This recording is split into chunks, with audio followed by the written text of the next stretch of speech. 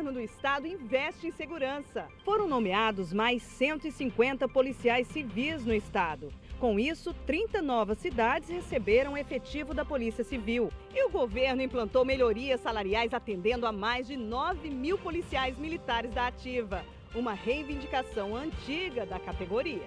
Nós estamos muito satisfeitos, porque o governo realmente cumpriu com a palavra, porque a gente estava esperando já há muitos anos. Hoje, me sinto bastante satisfeito. Em Natal, 1/3 da frota de ônibus já conta com dispositivo de segurança ligado direto ao CIOSP. E o ITEP recebeu novas viaturas e equipamentos para exame de balística. E os índices de homicídios no estado caíram 9% em relação ao ano passado. Ainda tem muita coisa para melhorar, mas trabalhando sério, os resultados aparecem. Governo do Estado, trabalhando por um RN maior. O Melhor Preço é um programa que tem como principal objetivo levar comodidade aos nossos telespectadores. Você não precisa mais sair de casa para realizar aquelas cansativas pesquisas antes de qualquer compra. Diariamente eu estou nas ruas pesquisando e registrando por você. Para isso, basta acompanhar nosso programa nos horários que estão no seu vídeo. Eu tenho certeza que você encontrará os melhores produtos e serviços com os melhores preços do mercado. Então fica ligado. Melhor Preço, a sua busca termina aqui. Condomínio horizontal com lotes e casas para comprar e alugar em área e acesso nobre. O clima do campo em sua vida. O Condomínio Imperial disponibiliza toda a estrutura de clube, com lagoa natural, salão de festas, sauna, piscina e um amplo espaço arborizado. Ruas completamente asfaltadas e planas, e a segurança é um dos itens primordiais do Condomínio Imperial. As parcelas para adquirir todo este paraíso, só vendo pra crer. O Condomínio Imperial fica ali, próximo à rotatória de Macaíba, a 5 quilômetros de Natal. Venha e apaixone-se. Ligue para os nossos corretores de plantão. 84 3271 1427.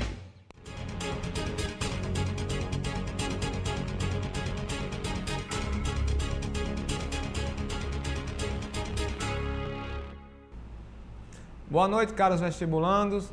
É com grande prazer que estamos aqui de volta mais uma vez com os nossos programas, nossos aulões para o vestibular e o Enem. Esse ano, dicas importantíssimas para o Enem e para o vestibular, com a nova mudança, com a adoção parcial, do Enem. Então você tem que estar focado mais do que nunca nesses dois estilos de prova, Teremos aqui na nossa caminhada em direção à universidade, grandes professores do nosso estado, da nossa cidade.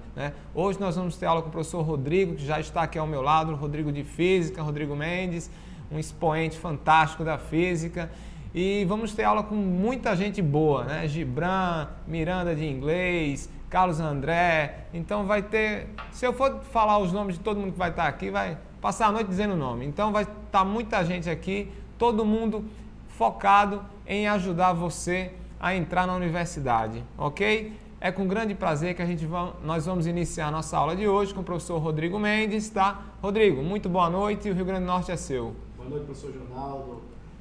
Boa noite, caros vestibulandos, todos que estão acompanhando a nossa aula. Fui convidado aqui pelo professor Ronaldo para a gente fazer parte dessa equipe. E nessa primeira aula, desse programa maravilhoso que leva o conteúdo, não só de física, matemática, todos os conteúdos para aqueles alunos que estão acompanhando, que precisam de um reforço, de uma informação a mais, de um auxílio para ter um bom êxito, para conseguir obter o sucesso lá no vestibular. Então a gente preparou aqui algumas questões, alguns comentários que nós vamos fazer, Ronaldo, sobre algumas partes da física, sobre alguns conteúdos, umas questões no estilo do Enem, baseado no estilo do Enem, e o FRN, que acompanha também esse estilo do Enem. Então vamos fazer análise aqui de alguns conceitos com base nesses vestibulares. Rodrigo, deixa eu te perguntar um negócio aqui. Aqui estamos no ar, todo mundo é ao vivo aqui. Como é que o vestibulando vai fazer, Rodrigo, para conseguir esse material, essas questões que você preparou aí, que eu já estava dando uma olhada, ficou muito bom. Exato. Pois eu preparei esse material hoje, um pouco antes de vir para cá, e lancei pelo Twitter, né, um link para que o aluno possa ter acesso a esse material e acompanhe a aula com o material em casa. Então, aí no meu Twitter, que Jonathan colocou aí para gente, você pode ir lá acessar o Twitter e baixar o material, os slides da aula que a gente vai fazer agora. Então, vai lá, clica no linkzinho, tá? Baixa o arquivo e você pode acompanhar no seu computador, né? Ou depois, se você quiser dar uma analisada na solução dos problemas, vai estar aí para você fazer, tá? Então, o link lá. Ronaldo, além desse link que eu coloquei para o material, eu tenho colocado ao longo do ano algumas listas de exercício com questões baseadas nos vestibulares da UFRN e do Enem.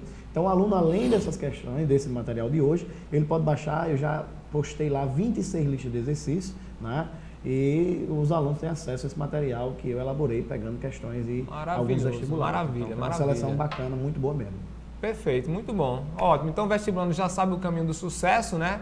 Então, dicas importantes da física com o professor Rodrigo, acessa lá no Twitter dele, pega o linkzinho, já vai baixando as listas e tal, vai treinando e qualquer coisa, manda um e-mail para ele, manda um e-mail para a gente, vai passar os e-mails de todos os professores aqui e nós estamos à disposição de vocês. Estamos aqui para servi-los, para que você consiga entrar na universidade. Vamos lá, Rodrigo. Começa aí a aula, o show da física. Vamos lá. Nós vamos começar com uma questãozinha aqui. Pode colocar na tela aí, meu amigo Jonathan, né? Nós temos uma questão que fala sobre a parte de dinâmica, onde envolve o conceito de força de atrito, né? E nós vamos fazer a relação da força de atrito com algumas outras grandezas. Então, nessa primeira questão, nós temos o seguinte, acompanhando aí a nossa leitura, nós vamos ter lá. Para certificar-se da segurança do filho, ao andar pelo piso de lajota de sua residência, uma pessoa resolve comparar os coeficientes de atrito estático Mi1 e Mi2 de dois modelos de calçados dele, no caso do filho. Então, a gente tem aí acompanhando o modelo 1, né, do calçado e o modelo 2 desse calçado aí, tá? Aí temos o seguinte, para fazê-lo, ela usa uma mola qualquer e procede da seguinte maneira. Primeiro pendura cada modelo na mola e mede a sua distensão, obtendo os seguintes resultados. Então, para o modelo 1, o resultado obtido foi de 1,6 centímetros, não sei se dá para comprar, mas parece que dá para ver bem aqui, né? E no modelo 2, a gente tem uma distensão da mola de 1,8 centímetros. Então, já se observa na questão que o modelo 2 causou na mola uma distensão maior do que o modelo 1, uma diferença de 0,2 centímetros. Né?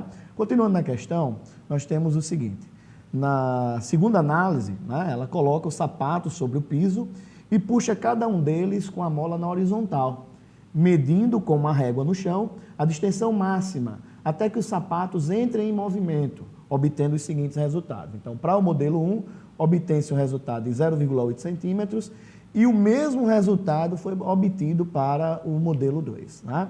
Portanto, a questão vem com o seguinte problema. Com base nos resultados das comparações feitas, conclui-se, aí tem, letra A, ser mais seguro a criança usar o modelo 1, pois Mi1 é menor que Mi2, conforme os experimentos atestam.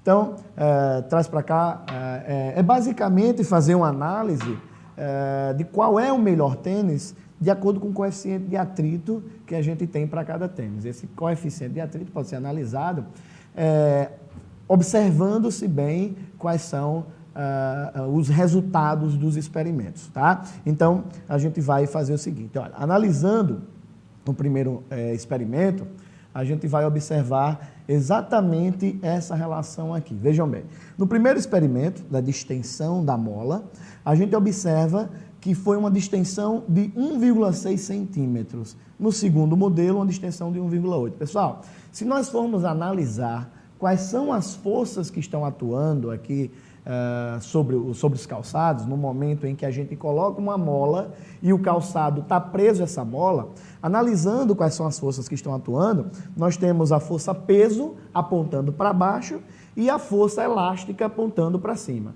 Quando essas forças entram em equilíbrio, aí o tênis fica em repouso. Nesse momento, módulo da força elástica igual módulo da força peso. Não tem dificuldade em fazer isso. Então, o tênis entrou em equilíbrio, módulo da força elástica igual módulo da força peso. As duas forças estão equilibrando-se, tá certo? Então, o que é que a gente vai observar? Aquele tênis que causar maior distensão na mola, ele vai estar distendendo mais, uma variação de comprimento maior da mola, significa que ele apresenta um peso maior. Quanto maior o peso, maior a distensão na mola, tá certo? Então, quando a gente faz uma análise dos dois modelos aí, voltando aqui para a tela, né, nós vamos observar que o modelo 1, ele distende menos do que o modelo 2, comparado com o modelo 2. Então, o modelo 2 causando maior distensão, qual é a conclusão? O modelo 2 tem peso maior, tá? E aí, se a gente faz uma análise que a gravidade é a mesma, qual é a conclusão? Massa do modelo 2 maior do que a massa do modelo 1. Volta aqui só para a gente repetir. Vejam bem, nós temos que o modelo 2, ele distendeu a mola mais do que o modelo 1. A distensão causada, a variação de comprimento que o modelo 2 causa na mola é maior do que a distensão causada pelo modelo 1. Conclusão, força-peso sobre o modelo 2 maior do que a força-peso sobre o modelo 1. A gente tem que a força-peso é dada em módulo pelo produto da massa pela gravidade. Então, considerando a gravidade a mesma para os dois modelos, nós temos que a massa do modelo 2, maior peso, é maior do que a massa do modelo 1. E esta é a primeira conclusão a respeito desses dois modelos, tá certo? Então, a gente volta para a questão para fazer uma observação sobre a segunda análise. Então, da primeira análise, massa do modelo 2 maior do que a massa do modelo 1, como está escrito aqui. Na segunda análise, os tênis foram posicionados sobre o solo e a mola foi esticada. E aí foi analisado aqui qual a tensão, ou melhor, qual a distensão que foi causada em cada um deles, considerando a iminência de movimento. O que é iminência de movimento? É quando o modelo de tênis está prestes a se mover. Então, se está na iminência de movimento, nós consideramos um equilíbrio também. Nesse caso, a força de atrito, que impede a movimentação do tênis, é em módulo igual à força elástica, tá? Que é a força que está tentando fazer o tênis se movimentar. Portanto, força de atrito igual à força elástica. Pessoal, como é que a gente calcula essa força de atrito? Volta aqui só para a gente analisar e lembrar dessas equações. É extremamente importante que o aluno lembre as equações na hora da prova. As equações, além de uma análise matemática, além de te mostrar, te dar um resultado do cálculo, ela serve também para fazer uma análise teórica do problema. A equação não serve só para você substituir os valores e encontrar um resultado. Não é só assim e não é isso que você tem que fazer somente nas equações. Legal, vai substituir, vai encontrar um valor, mas às vezes você não tem valores na questão, porém uma análise da equação vai lhe dar um resultado. Vai lhe dar uma relação de proporção direta, uma relação de proporção inversa, que dá para você uma análise, que dá para você fazer observações e concluir qual seria o resultado. Por exemplo, voltando aqui para a nossa questão. Nós temos que a força de atrito é dada pelo produto do coeficiente de atrito pela força normal. Então, eu escrevi ali que coeficiente de atrito μ vezes a força normal é igual à força elástica, que é o produto da constante elástica vezes x, que é a variação de comprimento da mola ou a distensão dessa mola. Então, o que é que nós temos? Força de atrito igual à força elástica, porque o modelo, sapato, tênis, está na iminência de movimento. Então, o coeficiente de atrito vezes a normal, que corresponde à força de atrito, é igual à constante elástica vezes a variação de comprimento, que seria a distensão na mola, ok? Porém, nós temos que, verticalmente, o tênis se encontra em repouso. Isso significa que a força-peso é em módulo igual à força normal nessa situação. Então, eu vou substituir aqui o valor da força normal, tá certo? Pelo peso, que é m vezes g, massa vezes gravidade. Colocando isso na equação, substituindo os valores, nós encontramos essa relaçãozinha aqui, μ, coeficiente de atrito, vezes a massa, vezes a gravidade, é igual ao produto da constante elástica vezes a variação de comprimento. E com isso, nós chegamos a um resultado, e como eu estava falando para vocês, esse resultado aqui, ele vai expressar para a gente uma resposta, ou melhor, uma relação entre o coeficiente de atrito e a massa, tá certo? Bom, então o que eu encontro aqui é o seguinte, coeficiente de atrito vezes a massa é igual a constante elástica vezes a distensão da mola dividido pela gravidade, né? Então, o que é que nós vamos observar? que para uma mesma distensão, que foi o que ocorreu aqui na figura, você vai ter que quanto maior for a massa, menor é o coeficiente de atrito. Tá vendo? Uma relação de proporção inversa, tá? Que eu tenho aqui, ó, para uma mesma distensão, como a gravidade é a mesma, como a variação de comprimento eu estou considerando a mesma nessa figura, eu vou observar que quem apresentar uma maior massa vai apresentar menor coeficiente de atrito. Então veja como a primeira análise me ajuda na segunda. Eu percebi que a massa do modelo 2 é uma massa maior. Quando você vai para essa equação aqui embaixo, ó, uma maior massa nos dá um menor coeficiente de atrito. Então eu percebo que o modelo 2 tem maior massa e tem menor coeficiente de atrito. Uma vez que o modelo 2 tem maior massa e menor coeficiente de atrito, né, a gente faz agora uma análise para o modelo 1. O modelo 1 tem menor massa, coeficiente de atrito maior. Então, a conclusão que a gente chega, ó, que quanto maior a massa do tênis, menor o coeficiente de atrito. E aí, vamos para as alternativas. Né? Aí a gente tem uma análise, agora a gente vai fazer uma análise dessas alternativas. Certo? Então, com base nos resultados das comparações feitas, conclui-se, lembrar, modelo 2, massa maior, coeficiente menor. Então, conclui-se ser mais seguro a criança usar o modelo 1, pois Mi1 é menor que Mi2, conforme os experimentos atestam. Vamos voltar aqui só para a gente ver. Ó. A gente tem que a massa 1 é menor, então o coeficiente 1 é um coeficiente maior. A afirmação A está dizendo que Mi1 é menor. Está errado. Veja que é mais seguro realmente utilizar o modelo 1, porque ele apresenta maior coeficiente de atrito, certo? É mais seguro, ele vai ter melhor aderência.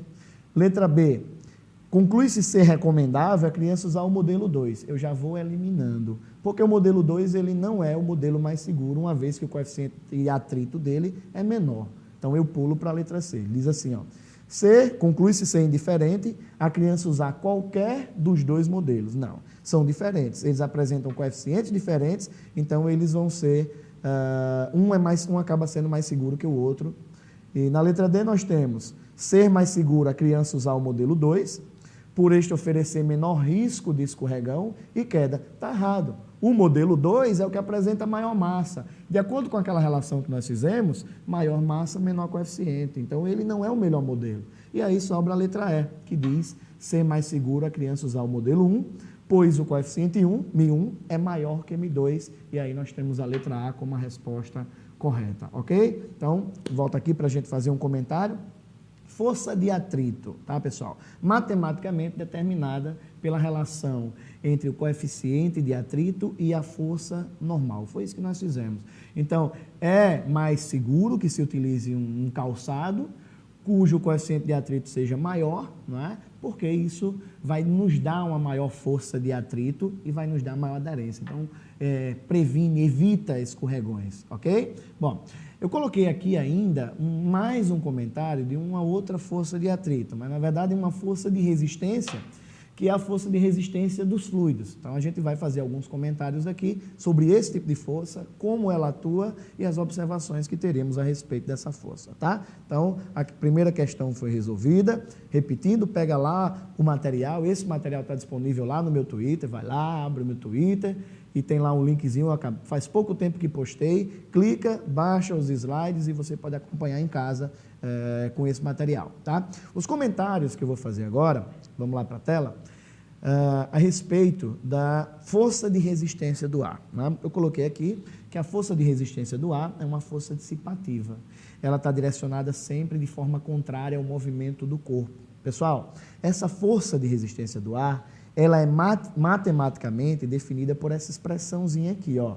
Força de resistência, em módulo, é o produto de uma constante vezes a velocidade do corpo elevada ao quadrado. Então, nós temos que esse K é uma constante que depende do formato do corpo, depende da densidade do meio onde esse corpo se movimenta e depende da maior área de uma secção perpendicular a esse movimento. V seria, então, a velocidade desse corpo, certo? Bom, então, quando um corpo se movimenta, vamos aqui, quando o corpo se movimenta num fluido, né, esse fluido oferece ao movimento desse corpo uma certa resistência, uma certa dificuldade a esse movimento. E essa força de resistência pode ser medida por essa equaçãozinha que nós acabamos de ver. É importante perceber que a constante que aparece mostra que depende da densidade do fluido. Então, se é um fluido mais denso ou menos denso, isso interfere na força de resistência.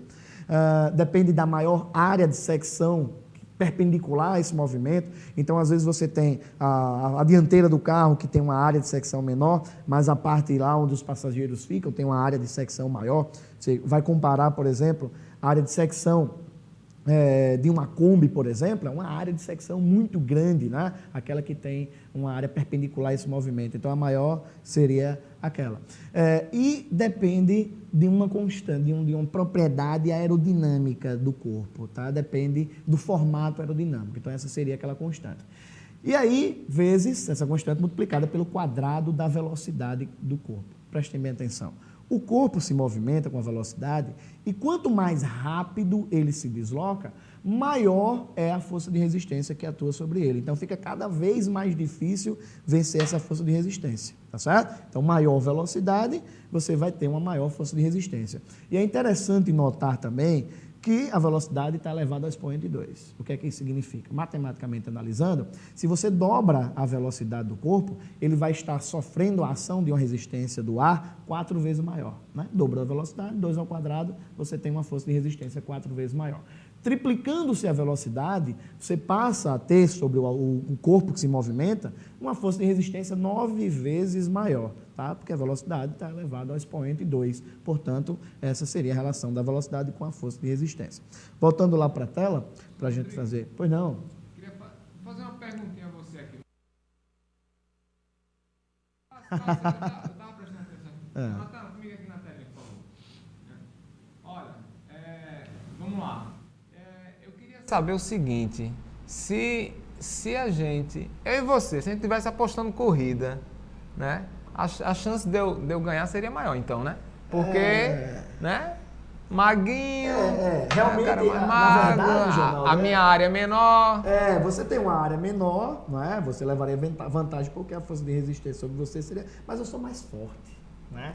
E eu também poderia me movimentar em rolamentos, né? Rolando seria muito mais rápido. Bom, aí né? nesse Você caso, tem... mas pela área, seguindo a física de aqui... De acordo com as equações da física, a gente utilizar as equações, é verdade. O professor Jonaldo, uma área de contato, você pode ver a espessura do rapaz aqui, né? Do meu lado, uma área de contato bem pequenininha, então a força de resistência que atua sobre ele é mínima, é pequena, quase não existe. Agora, uma força de resistência muito maior, porque é uma área de contato muito grande, né? Então eu sofreria muito mais com essa resistência do ar, ficaria muito mais difícil no caso de uma corrida. Então eu não vou postar corrida com o Jonaldo, porque já sabe que vai perder. A resistência do ar está a favor dele, né? Vai acabar ajudando, né? Na verdade, a dificuldade que ela impõe para mim é muito maior do que estaria impondo para ele, tá certo? Então, excelente comentário, professor, uma comparação muito boa, né? Eu não sei se devo ficar feliz com isso, né? Mas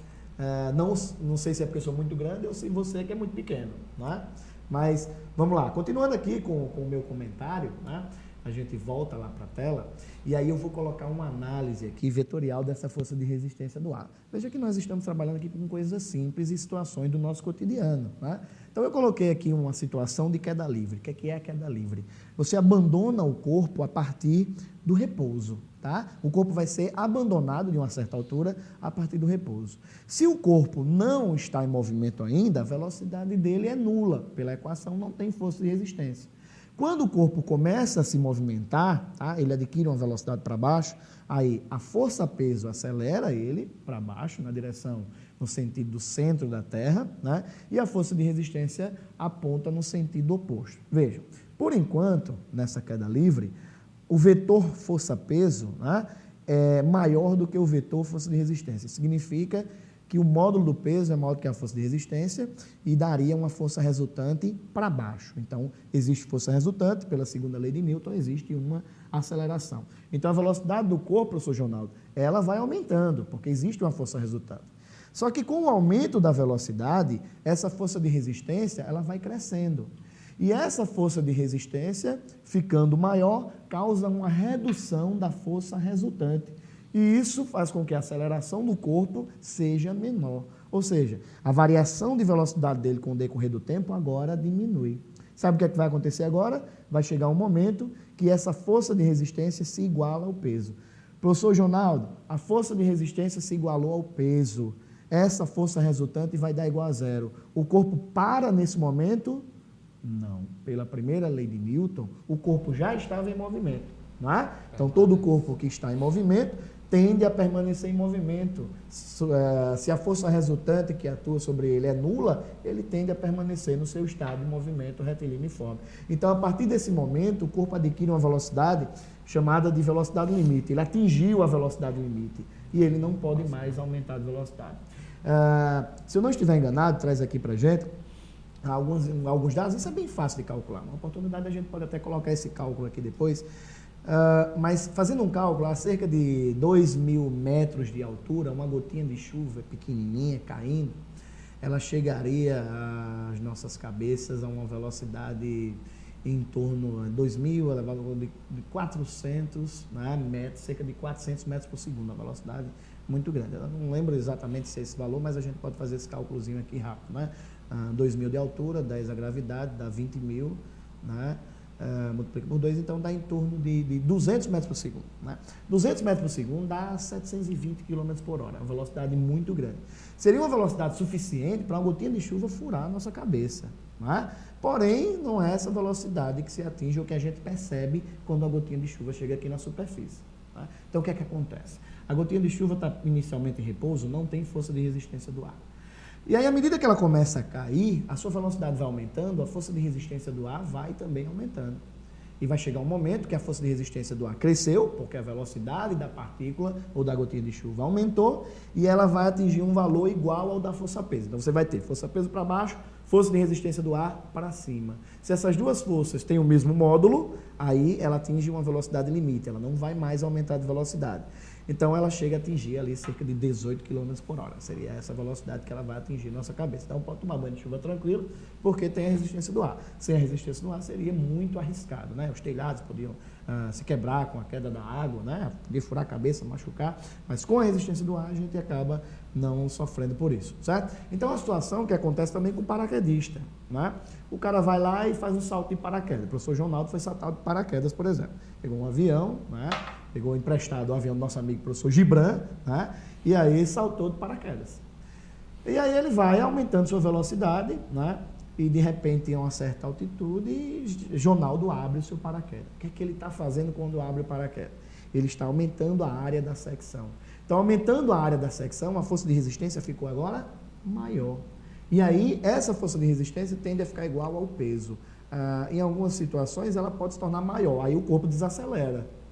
Aí volta para a velocidade limite. Então, o Jonaldo vai descer o resto da trajetória do seu percurso com aquela velocidade limite. Então, ele vai chegar no chão, numa velocidade tranquila, não vai se esborrachar, e aí vai ficar um salto perfeito, salto de sucesso, ok? Então, essa é a influência da resistência do ar sobre os corpos que nela, no ar, se movimentam. Bom, voltando lá para a tela, a gente tem uma análise gráfica. Olha, o Enem, ele cobra essa coisa, essa análise gráfica é muito importante, Então, o cara precisa fazer observações gráficas. Olha, é bom analisar. Pegou uma questão de gráfico, dá uma olhada no gráfico, lê o gráfico, entende o que é que está lá no gráfico para você ir para as alternativas, tá? Então, por exemplo, nós temos aqui um gráfico da força resultante em função do tempo. Se você olhar bem, essa força vai decrescendo exponencialmente aqui, tá vendo? Ela vai diminuindo com o decorrer do tempo até que essa força resultante tende para zero, tá certo? Ok? Tende para zero. Aí eu tenho a aceleração resultante em função do tempo. Aí, como a força resultante tende para zero, a aceleração resultante também vai tender para zero. Nesse instante, o corpo atingiu a velocidade limite. De repente, a gente analisa o gráfico da velocidade em função do tempo. Veja como a velocidade do corpo em queda livre vai crescendo, até que, em certo momento, essa velocidade atinge aqui, a velocidade limite. Pessoal, volta para cá. Quando é que o corpo atinge a velocidade limite? O corpo atinge a velocidade limite quando a força-peso se tornar ou melhor, quando a força de resistência do ar, porque o peso não vai estar variando, né? É quando a força de resistência se tornar em módulo igual à força-peso. É quando o valor da força de resistência do ar se tornar igual ao valor da força-peso. Então, a partir desse momento, o corpo começa a se mover com velocidade constante, ok? Então, comentário sobre a força de resistência do ar feito, a gente vai passar agora para a próxima questão. Bom, eu queria, antes de começar essa questão, chamar um pequeno intervalo, né? A gente vai aí para o intervalo e daqui a pouco a gente volta a tomar uma aguinha aqui para relaxar, porque a garganta está ruim, ok? Daqui a pouco a gente está de volta.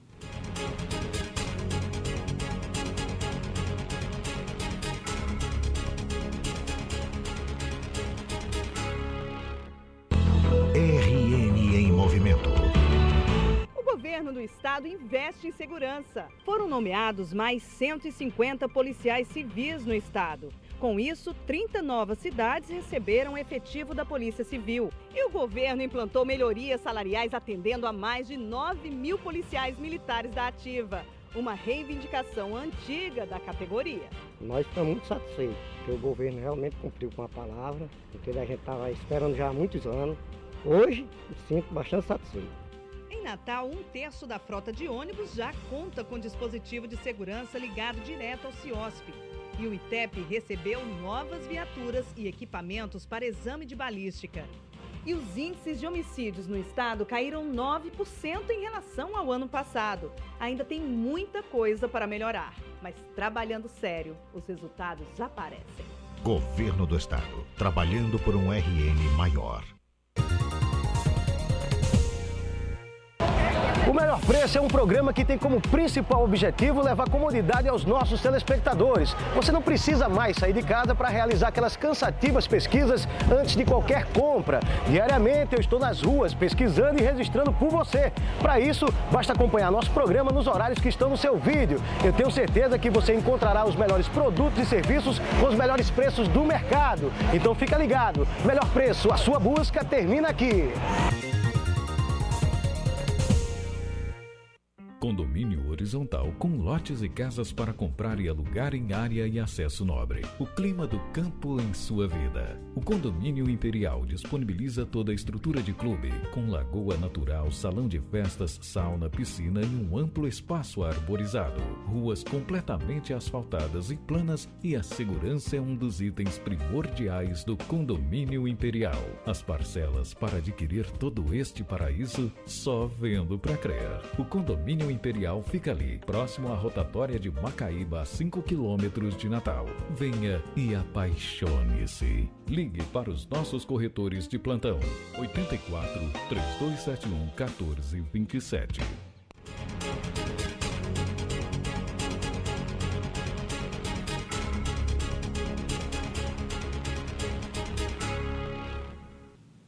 Bom, galera, nós estamos de volta à nossa aula de física, né? Fizemos aí uma questão, alguns comentários. O professor Ronaldo aqui me avisou que passou meia hora dessa aula, foi muito rápido, né? A gente começa a discutir, a conversar e a aula vai passando.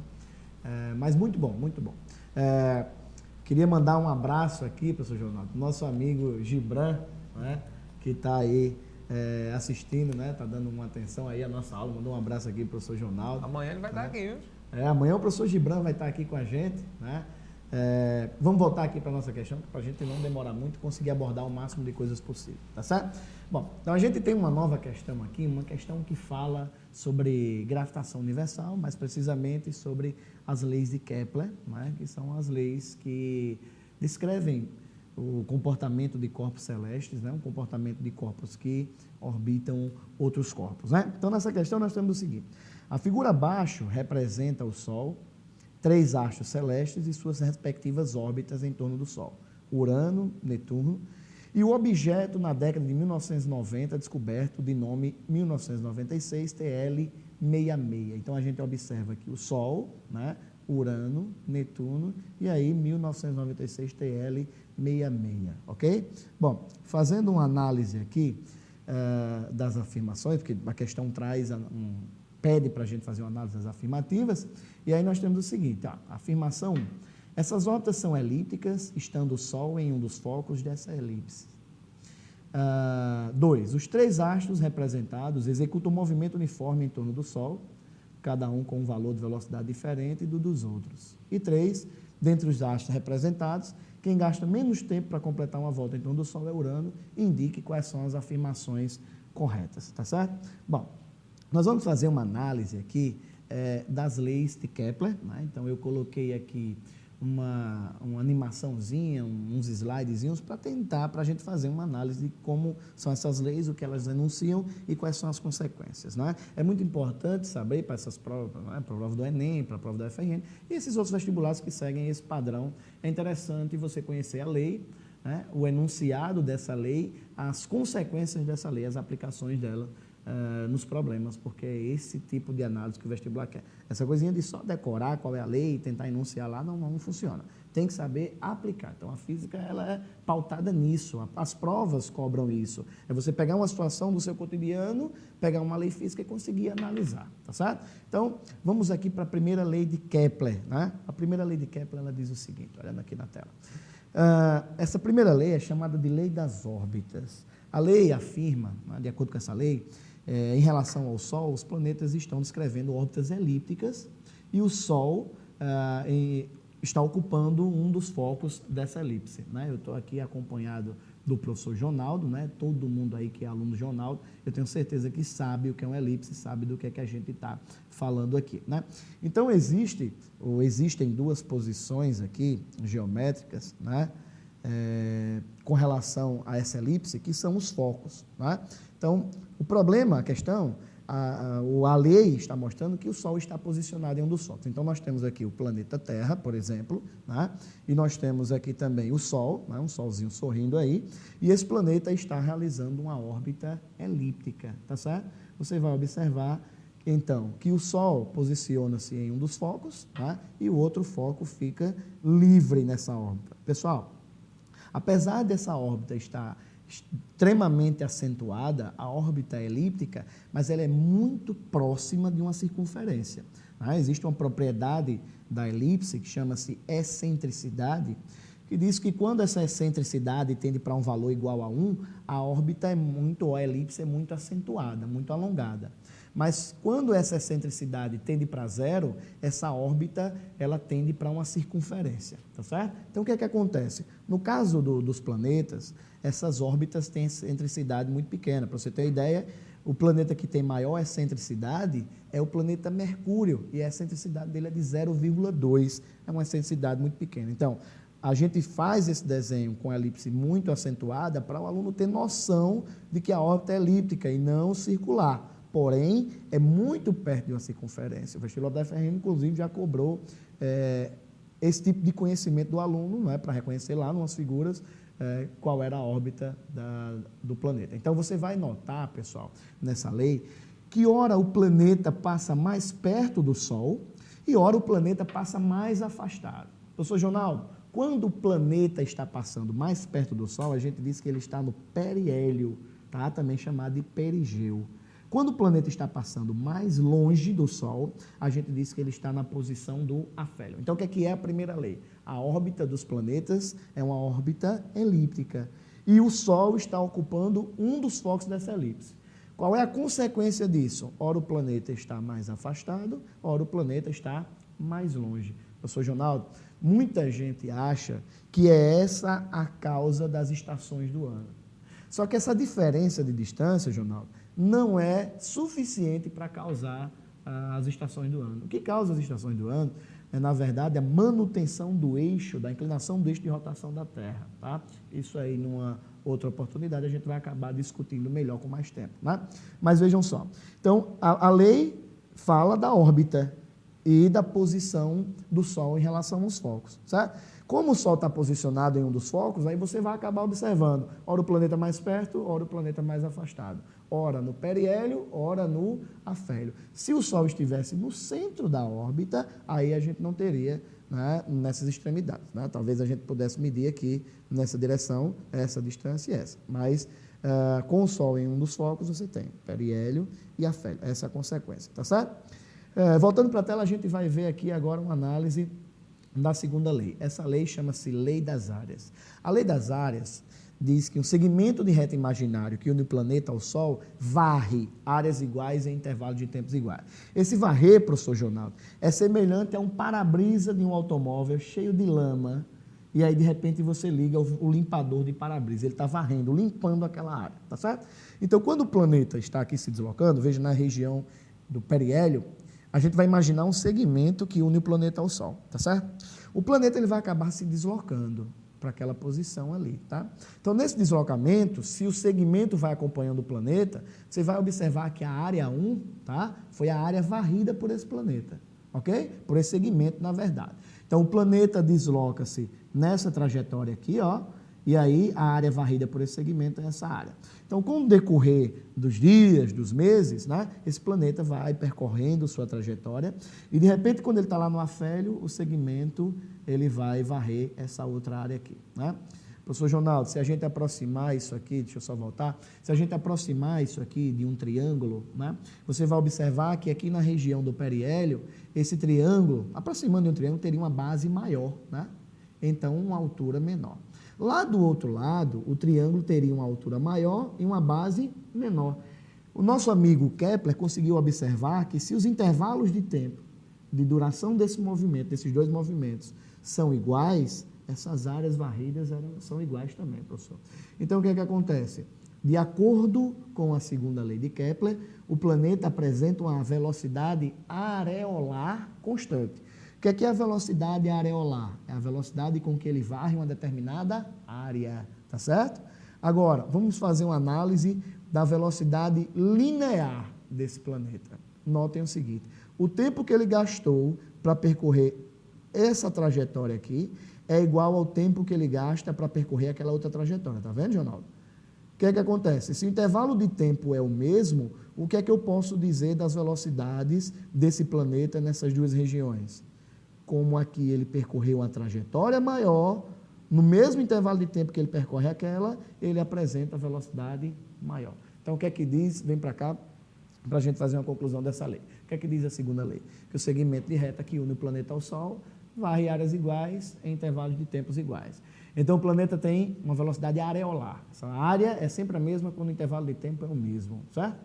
Em termos de velocidade linear, o planeta no periélio vai acabar percorrendo uma distância maior, no mesmo intervalo de tempo em que ele percorre uma distância menor no afélio. Então, no periélio, ele apresenta maior velocidade linear, ele é mais rápido. No afélio, ele apresenta velocidade linear menor, ele é mais lento. Então, quando o planeta se movimenta do periélio para o afélio, ele vai em movimento retardado, ele vai diminuindo de velocidade. Quando ele se movimentar do afélio para o periélio, aí ele está em movimento acelerado, porque ele está aumentando de velocidade. Então, a gente já conclui que a velocidade linear de um planeta, ao longo de sua trajetória, não é constante, como muitas pessoas imaginam. Tá certo? Ok? Vamos entrar agora na terceira lei de Kepler. A terceira lei de Kepler chama-se lei dos períodos. Uma relação que Kepler conseguiu perceber entre o período e o raio médio da órbita, uma vez que se trata de órbita elíptica, a gente trabalha com o raio médio, né? Então, a relação que Kepler conseguiu foi exatamente essa aqui, ó. O quadrado do período dividido pelo cubo do raio é uma constante. Isso quer dizer que o quadrado do período é diretamente proporcional ao cubo do raio da órbita. Professor Jonaldo, com essa equação aqui, nós podemos deduzir que o planeta que estiver mais afastado do Sol, ele também terá um período maior. Ele terá um período maior, ou seja, o tempo de revolução maior. Agora, essa relação é válida para o mesmo corpo central. Então, quando você tiver aqui, por exemplo, o sistema solar, período da Terra ao quadrado sobre o raio da Terra ao cubo, tá? É válido. Período de Marte é igual ao período de Marte ao quadrado sobre o raio de Marte ao cubo, é válido. Então, para qualquer planeta do sistema solar, você pode fazer essa igualdade. Mas, por exemplo, eu poderia fazer o período da Terra ao quadrado sobre o raio da Terra ao cubo é igual ao período da Lua ao quadrado sobre o raio da Lua ao cubo? Isso eu não posso. Por quê? Porque o corpo central da Terra é o Sol. O corpo central da Lua é a Terra. Então, não é o mesmo corpo central, a relação não é válida, ok? Então, vem para cá para a gente fazer uma análise geral com relação a essas três leis. Primeira lei, então vamos lá, definir. A primeira lei, a gente define que a órbita é elíptica e o Sol ocupa um dos focos. Essa é a lei. A consequência dessa lei é que ora o planeta está no afélio, ora no periélio, ou seja, ora passa mais perto, ora passa mais longe do Sol. Na segunda lei, um segmento imaginário unindo o planeta ao Sol varre áreas iguais em tempos iguais, ou seja, no periélio, o planeta acaba sendo mais rápido, porque percorre maior trajetória no mesmo intervalo de tempo que percorre lá no afélio. Então, velocidade no periélio maior do que velocidade no afélio. Essa seria a consequência. O planeta se desloca em movimento variado. No caso da terceira lei, você tem uma relação entre o período e o raio médio da órbita. O quadrado do período é igual sobre o cubo do raio médio, é uma constante. Então, quer dizer que o quadrado do período é diretamente proporcional ao cubo do raio médio. Qual é a consequência disso? Planetas mais afastados têm período de revolução maior. Por exemplo, vamos analisar Netuno. Netuno tem um período de translação, Ronaldo, de cerca de 200, um pouco mais de 200 anos. Então, imagina aí, você lá fazendo uma festinha de aniversário no planeta Netuno, 200 anos, né, você está velhinho já nesse aniversário. Em compensação, aqui em Mercúrio, a gente tem apenas 88 dias para dar uma volta ao redor. Então, o aniversário lá você tem várias vezes, né, num ano. Então, o cara, no ano terrestre você tem vários aniversários, porque o tempo de revolução acaba sendo muito curto, porque o raio da órbita é menor, certo? Então, voltando para a nossa questão, aqui está a nossa figura, né, que a gente tem como base para fazer ou para resolver a questão. Então, vamos lá. A primeira afirmação, ela diz o seguinte: essas órbitas são elípticas, estando o Sol em um dos focos dessas elipses. Olhando para a figura e baseando-se na primeira lei de Kepler, nós temos sim que as órbitas são elípticas, né, e que o Sol está posicionado em um dos focos verdadeiro. Né? Afirmação 2. Os três astros representados executam um movimento uniforme em torno do Sol, cada um com um valor de velocidade diferente do dos outros. E aí? A velocidade, olha só. O que é que significa movimento uniforme? Uniforme é aquela coisa que se repete, aquela coisa que é constante. Então, ele está dizendo que os três astros estão com um movimento cuja velocidade é constante. Pessoal, cuidado para não confundir. Uma coisa é a velocidade areolar, outra coisa é a velocidade linear. Velocidade areolar é a área dividida pelo tempo, é a velocidade com que ele varre a área. E a velocidade linear é a distância percorrida pelo tempo. Então, quem é constante? A velocidade areolar, mas a velocidade linear não é constante. Então, ele apresenta velocidade variada. O movimento não é uniforme, afirmação falsa. No periélio ele é mais rápido, no afélio ele é mais lento. Na afirmação 3, nós temos o seguinte: dentre os astros representados, quem gasta menos tempo para completar uma volta em torno do Sol é Urano. Vamos voltar para a figura para a gente poder fazer essa análise. Ele diz que Urano aqui é o planeta que gasta menos tempo para completar uma volta. O que é que nós aprendemos? De acordo com a terceira lei de Kepler, quem está mais perto tem menor período, não é? Quem estiver mais perto apresenta período menor. Então, a afirmação é verdadeira. Urano está mais próximo, então ele acaba gastando menos tempo. Portanto, as afirmações corretas são as afirmações 1 e 3, desculpem. Letra E é a resposta. Ok? Professor Ronaldo. Muito bem, muito tranquilo. Já aprendemos as leis de Kepler, né? E o professor Rodrigo ele vai estar aqui em várias aulas com a gente. Ele já tem um compromisso agora, ele vai sair correndo ainda. É um homem muito ocupado, ainda vai trabalhar hoje, pense. Então, quer dizer, hoje ele deu uma passadinha rápida aqui, ficou um tempinho com a gente, deu algumas dicas importantes, tá? Ele vai se despedir e eu vou retomar aqui a aula com matemática. Vamos lá, professor Rodrigo, suas... eu queria mandar um abraço para minha família, meu irmão também que está fazendo aniversário segunda-feira e a gente já vai comemorar daqui a pouco, disse que vou trabalhar, mas a gente vai comemorar o aniversário dele já, né? Então eu queria mandar um abraço para ele, um abraço para os meus pais, minha mãe que está lá em casa assistindo, né? Queria mandar um abraço para minha namorada, Débora, que está vendo aí. Para o meu sogro, o seu Ronaldo, Trovão, que está aí se recuperando da cirurgia, passou por um probleminha aí, mas já está cheio de saúde, já fui visitá-lo hoje, também deve estar assistindo, Ronaldo. E um abraço para todos os nossos alunos, né? Para aquela galera das escolas, né? Dos cursinhos, hoje eu dei uma aula lá no cursinho, muita gente na aula, né? O pessoal lá no Overdose, um abraço para todos os meus alunos do Overdose. Um abraço pessoal de Caicó que também está assistindo, né? O pessoal lá do SES, o pessoal lá do Isolado, do NIC. Um abraço para todos vocês. Essas aulas que a gente faz aqui são dedicadas a esses nossos alunos. Então, um abraço para todos. Muito obrigado, professor Jonaldo. Queria agradecer pela oportunidade. Espero comparecer aqui outras vezes, com certeza virei, porque para mim é uma satisfação poder compartilhar desse conhecimento que a gente adquire e passa para o aluno para que eles obtenham sucesso nessas provas que vão encarar. Então, desde já, muita sorte para todos, uma boa prova, um bom vestibular e para aqueles que estão pensando em desistir, segura a onda, continua, dá um gás agora, porque está chegando a hora e depois você vai conseguir relaxar. Um abraço a todos e até mais. Bom, então, o professor Rodrigo já está de saída, ele está apressado aqui, Débora já ligou para ele aqui várias vezes, né? Tá já chegando aí, viu, Débora? Então, olha, vamos direto para a nossa questãozinha. Amanhã nós vamos ter aula com o professor Gibran, ele vai tá por aqui, ele já está falando com o professor Rodrigo aqui via Twitter e tal. E amanhã ele vai estar por aqui. Além, o professor Luciano de Biologia também vai estar presente aqui. Tanta gente ajudando. Vamos embora para a nossa questão, vamos nessa. Primeira questão. Um muro com 2,52 metros de altura está a 4 metros de uma parede de um edifício. Uma escada que está tocando a parede e apoiada no muro forma um ângulo de 40 graus com o chão plano e horizontal. Supondo que o muro e a parede sejam perpendiculares ao chão, determine o comprimento dessa escada. Então ele forneceu os dados, seno de 40, cosseno de 40, tangente de 40, né? E a figura ilustra, né, essa situação, né? Como você está vendo aí, né? Um edifício. Então, ó, a escadinha está encostada ali no edifício, também encostada aqui no muro, ó, né? O muro tem 2,50 de altura, certo? A distância aqui, ó, 4 metros, e ele pediu para calcular o comprimento da escada, né? Comigo aqui na telinha. Então, olha, o que é que acontece? Trigonometria, razões trigonométricas no triângulo retângulo. Isso sempre vai estar aparecendo nas provas do Enem, da UFRN. Isso é um assunto que é muito fácil de se contextualizar, né? Esse tipo de questão, escada encostada no muro, encostada na parede, também é uma questão bem muito clássica de trigonometria. O que é que vai acontecer? Eles vão criar novas situações para você explorar alguns conteúdos assim mais relevantes, tipo semelhança de triângulos, tá?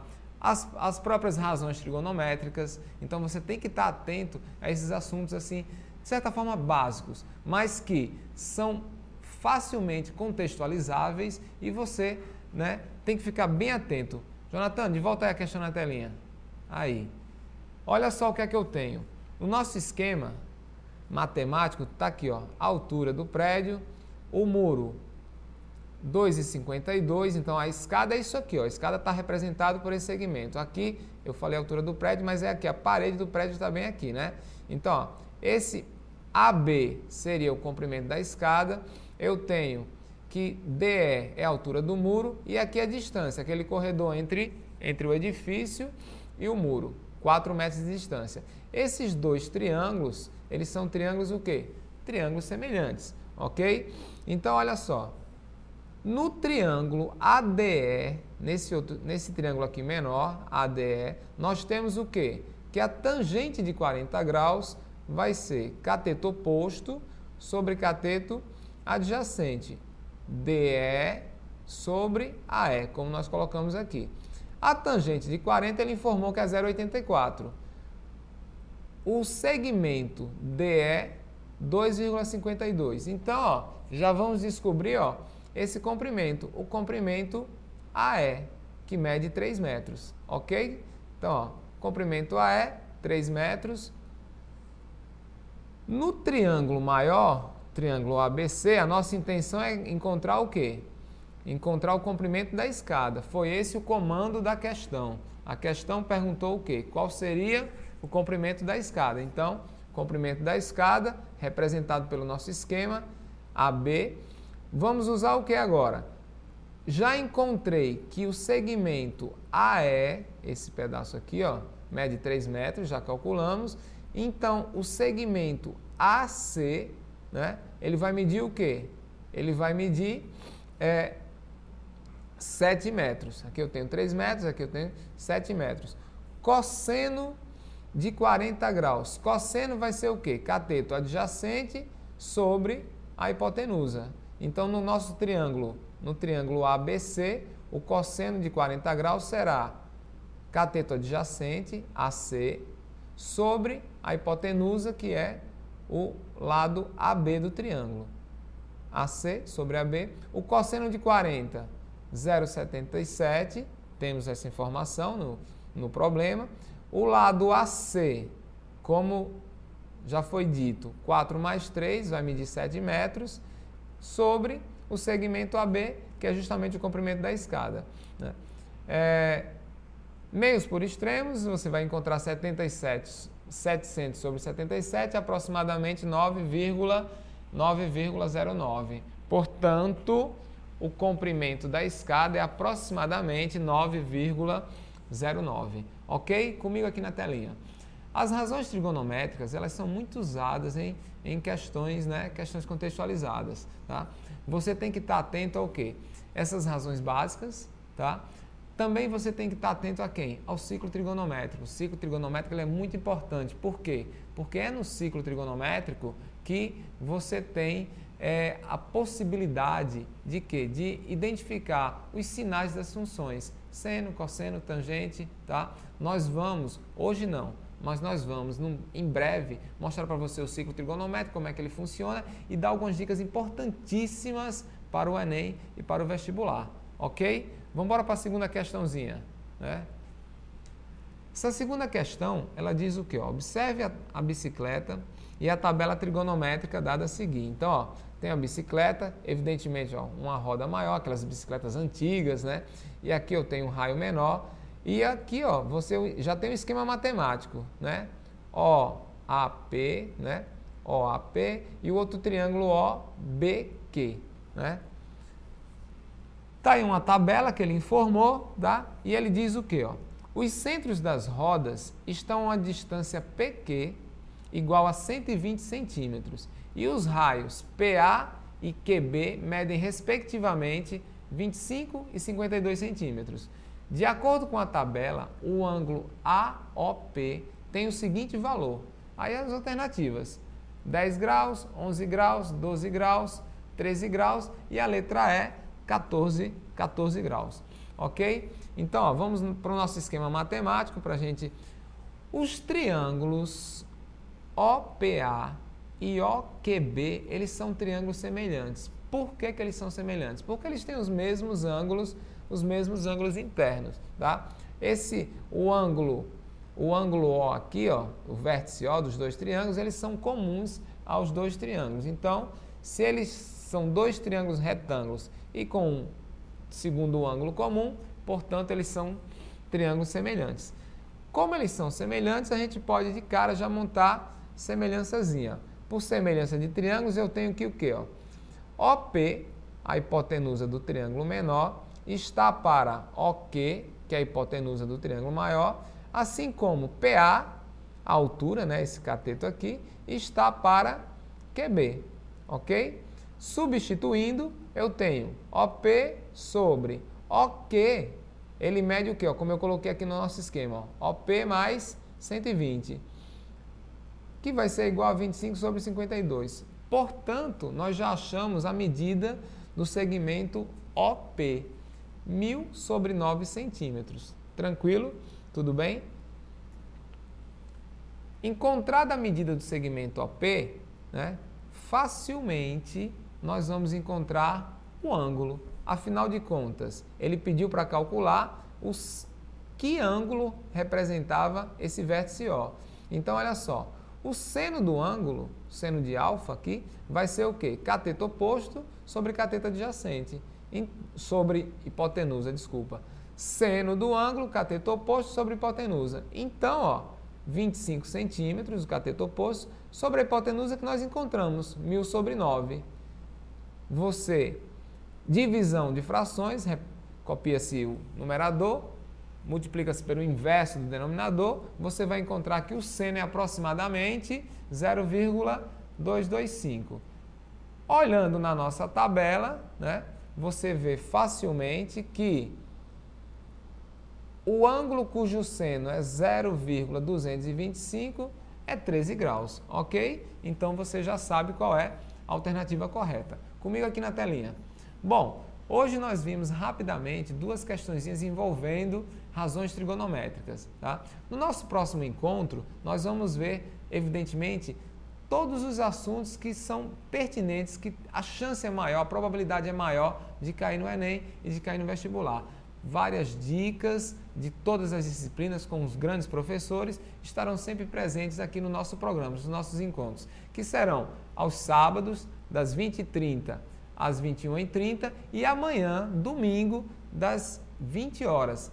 Das 20 às 21 horas. Amanhã é mais cedo para você ir descansar para começar a semana numa boa. Então, aguardo você amanhã em mais um encontro com os nossos aulões para o Enem e o vestibular. Muito boa noite, até amanhã.